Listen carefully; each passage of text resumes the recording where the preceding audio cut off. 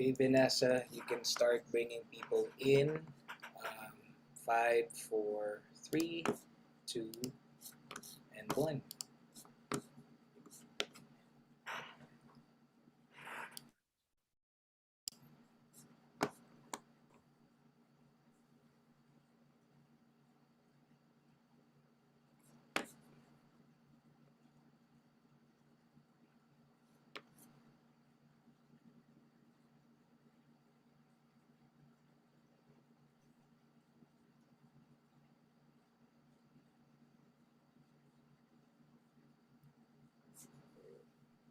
Okay, Vanessa, you can play the intro now.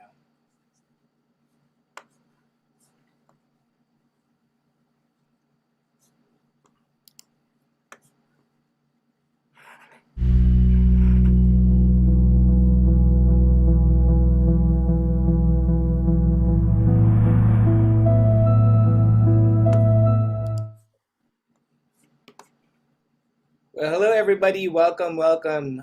We're doing our very first WeAwake live, and today is a very special WeAwake session. So while we're anyway, before we get started, we'll just get everybody settled. So we have a chat box that you can see in the bottom of your screens. Please feel free to type where you guys are streaming from. We'd love to hear from you. And if you have any questions about today's meditation, please use the chat box. Or if you have any comments about our meditation meditation session today. So we're very excited for today's We Awake live session. This is our very first live since we started this in I think March 2020 last year, and this is the first time that we're doing this today. So we just had our 11th anniversary celebration, and the holidays are coming soon. So we just thought maybe we should be doing a live WeAwake session. So just a few reminders. So all of your cameras are by default turned off, but if you wanted to join, if you wanted to to turn on your cameras, you can do so. But please take note that you're gonna be shown in the YouTube live streaming and the replays too. When you do that, once we start meditation, and we're gonna be listening to Strong Medicine today, so it's gonna be a brainwave entrainment track. So please have your headphones ready. And we're still bringing some people in. Let's have a few moments before we get started. Um, all right. So I think we're ready. So anyway, here's John Dupuy. Hey, John. Hey, Louis. Thank you. Hey, everyone. It is good to be here, and I'm just getting over a pretty major surgery. It's been almost a month, and the first 2 weeks, oh my God, literally, oh my God, I was in deep prayer, and it was really. I took me to the emergency room. I thought I might be dying at one point. After the surgery, I had some complications, but I came back, and when I was going through that, Psalm 23 came back to me, which I'd memorized as a young man, and it came and it just like kind of became a mantra for me, and just slowed my heart down and just helped me to feel the presence and help me get through it. So I'm very grateful for that. So it just shows you that, sacred texts and scriptures can be understood at different levels in our life's journey. And they always, it's underneath. There's always new things being revealed besides just the meanings, but also the traditions that we have and the transmission of the struggles of our ancestors. So anyway, it was, in other words, it's good to be here. And I'm feeling a lot better. I'm about 80% back, and going to play tennis this afternoon. Wow, talk about Thanksgiving. That's great. Haven't done that in a while. So normally in the holidays, we said, you need to kind of focus on your practice even more, like dig in, because holidays can be very challenging. Okay, getting together with family, and especially in these times that we live in, it's like Uncle Harry might be, a QAnon guy, and the other one is I don't know, second tier or post, anyway, all these different levels, and it's like, what do you do? And it can get pretty hairy. And I learned with my family, when I get together, I just I'd make sure I'd ratchet up my meditate for a couple of hours every day. And I said, hey, I got to go meditate. And if they got grumpy, it was just that they respected it after a while. But now, things have changed, and these, I thought that we would be through this pandemic thing a year ago. I mean, at least 6 months ago, it kind of be even going away, but it really hasn't. And where we are, Pam and I are in Louisiana, it's really big time here. My friends and we have colleagues in Austria and in Germany, and everything's closing down. So I don't know how it's going in your part of the world, but it's there with us. And not only is the virus itself dangerous and bad. I mean, we're learning how to treat it better, but just the animosity and the hatred and the fear and the different sides, vaxxers and non-vaxxers, is like, wow. So somehow we have to become bigger than that if we want to be at peace with it, and I'm moving way past the anger stage, and then just a radical acceptance of people where they're at, and saying, well, we'll work its way out evolutionary, and all we can do is do the best that we can do. And even though, or maybe this is the new normal, we don't know what our world's going to look like a year from now. So, but what we can do is root ourselves in the internal verities, in faith and courage and compassion and wisdom, and our commitment to grow into that and to work on that. And Jamie Wheel, I interviewed him recently, and he said that practice or meditation is an act of faith. In other words, you're affirming your trust in higher power, or your trust in a deeper part of you, a better part of you that you want to cultivate, because you're looking for that holy hunger that we all have in our souls and our hearts. And maybe we don't even realize until we get to that point developmentally, but here we are. So I selected strong medicine as a track to do today. And this is a 40-minute track, so it's a long one, and it is well named. It's very powerful, strong medicine. And so as we go into your meditation, and if you don't have a meditation practice, you can try this out and just focus on your heart, and just give it up to your sense of higher power or God or the sacred, whatever that is, and say, I'm going to slow my mind down and be present now. And of course, in the beginning, sometimes this technology can even make you think more, right? And it's, okay, keep coming back to the heart, letting go, keep coming back until you can just be there in the stillness of the presence. And in that place that we can learn, and we can hear wisdom, and we can heal our wounds, and we can even work on the healing of the world. So if there's any strength or any wisdom or direction that you need entering this the holiday season, the end of this new year, the beginning of a new cycle of time, just ask for that guidance and wisdom, and to be present with the deepest part of yourself, and to bring your beauty and your glory and your compassion to your family and to the world. So maybe I'll have a little more to say on the other side of this, but I think it's time to get rolling and turn your engines on and go deep. Okay. Whenever you're ready, Vanessa. Okay.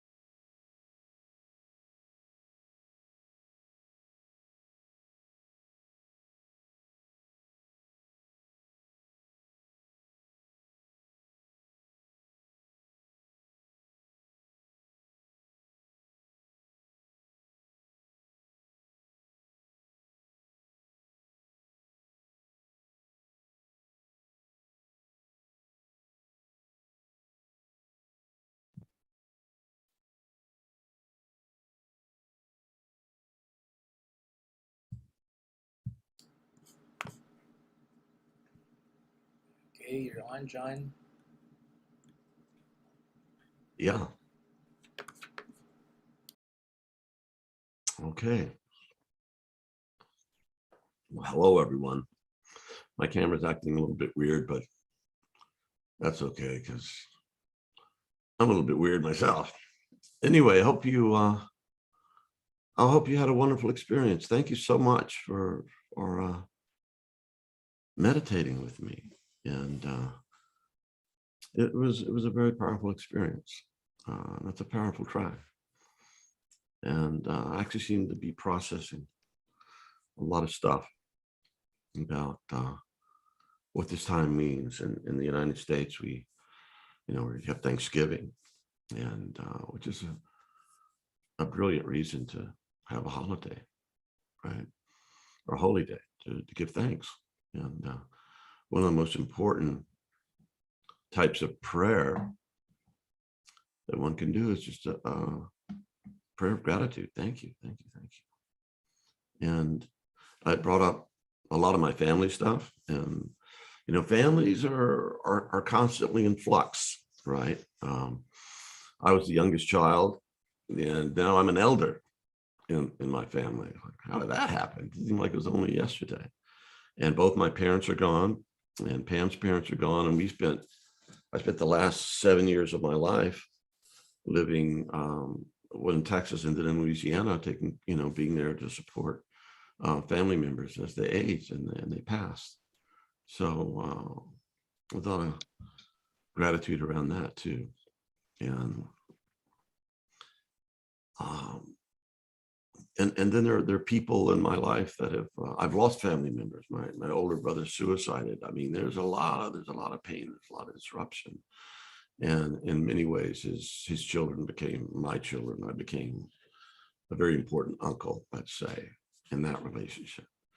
And human beings are very interesting creatures. I don't know if you've noticed that, but it takes a long time to develop a human being who's ready to go on their own, or leave the nest, as it were. I was given a talk one time, and I said, it takes about 30 years to become an adult. And this woman up front, she's talking to her son, she said, try 40, right?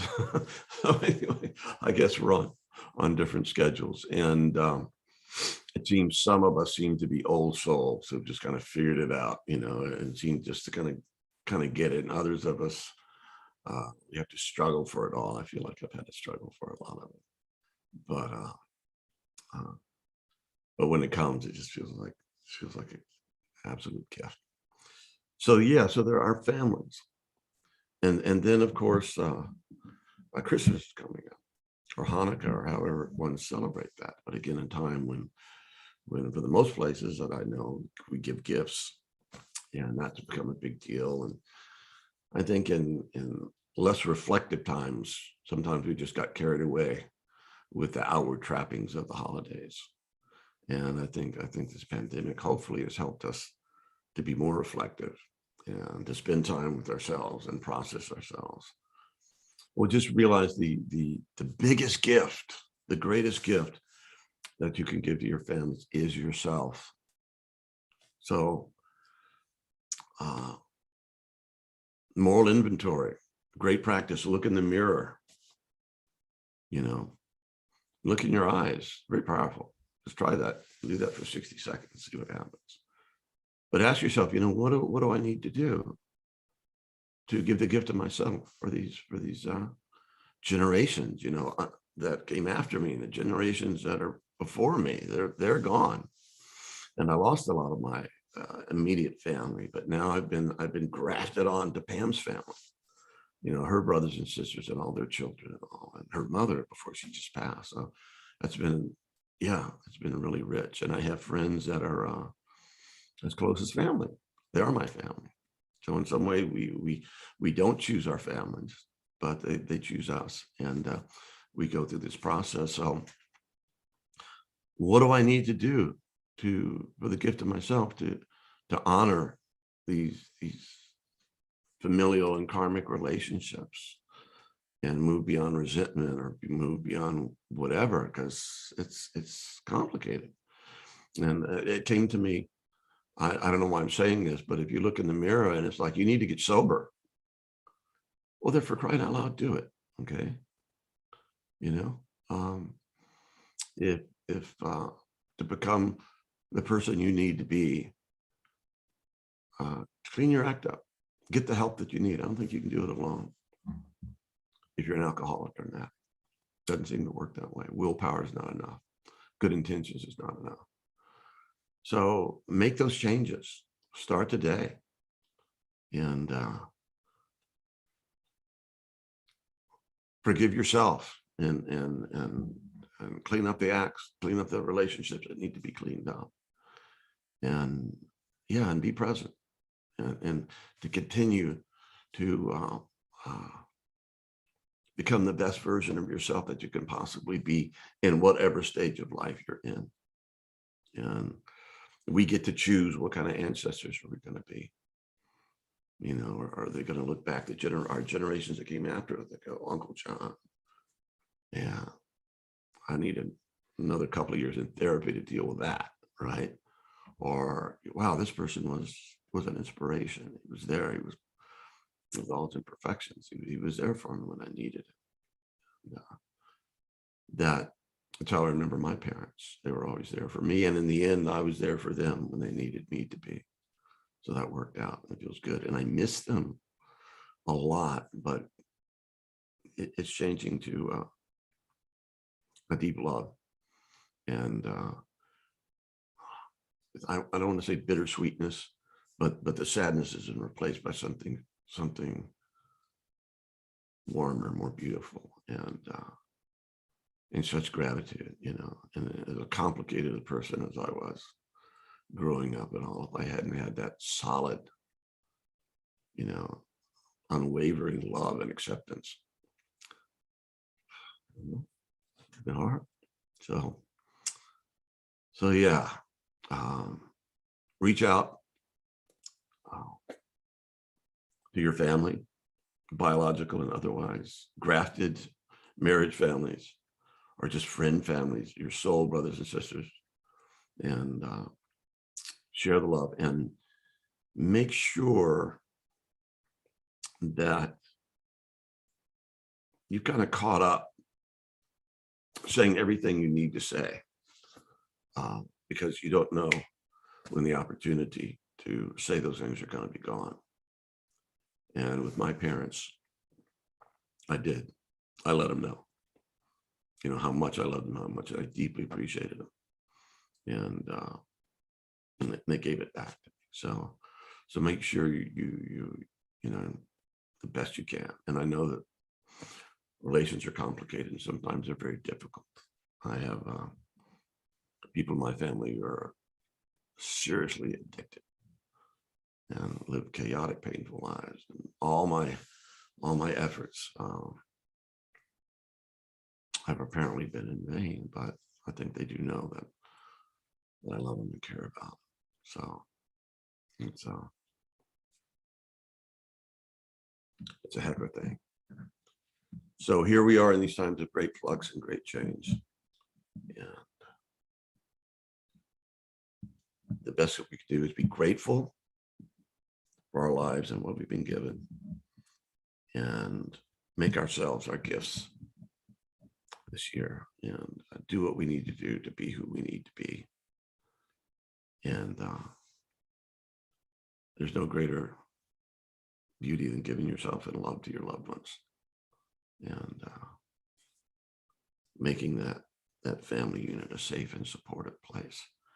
And if that's not possible, you know, we all have, you know, many of us don't have nuclear families. I think I read that 50% of the marriages in the United States end in divorce. You know, and family relations can survive divorce, but often it's difficult. Remember, your parents have died and you're alone. Well, we recreate our families. We recreate the units that we need to support us in our lives, and the people that seem to be chosen for us or that we choose to love. So yeah, and reach out to those folks that aren't there. Zoom them, text them, email them. Zoom is nice. And just said, that's a great, wasn't that a great Christmas present? I need to talk to you. And I just want to tell you how much I love you, how much I appreciate you, and what I admire about you. What a great gift. So stay tender, stay open, stay vulnerable, stay strong, stay brave, stay loving, dive deeply into the wisdom that is in each of us. It's there. The wise one that you need for the guidance in your life is inside. It's right there. And if we relax into our deepest self, we find it all there. We find the voice of wisdom. We find God. We find that which our hunger ultimately hungers for. And then again, outside of us, it's all God too. What is God? Well, your family's God. How's that one?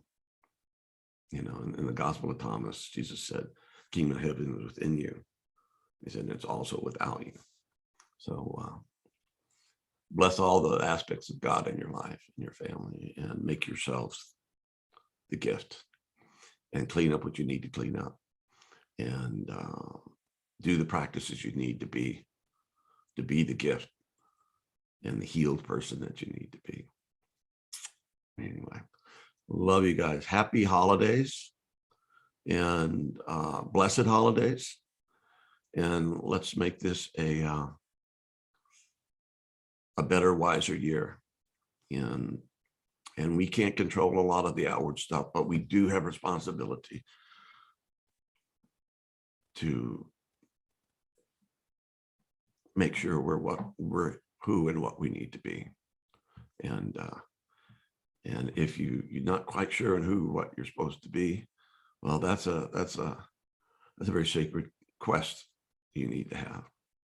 And I did a couple of online vision quests last year that were very powerful for all of us who participated, and it changed my life and the participants. So maybe Louis, we'll do that again coming up. I guess that's about it, folks. Louis, you got anything? Okay.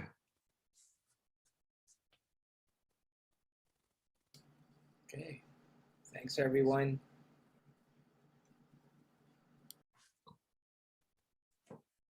Big hug.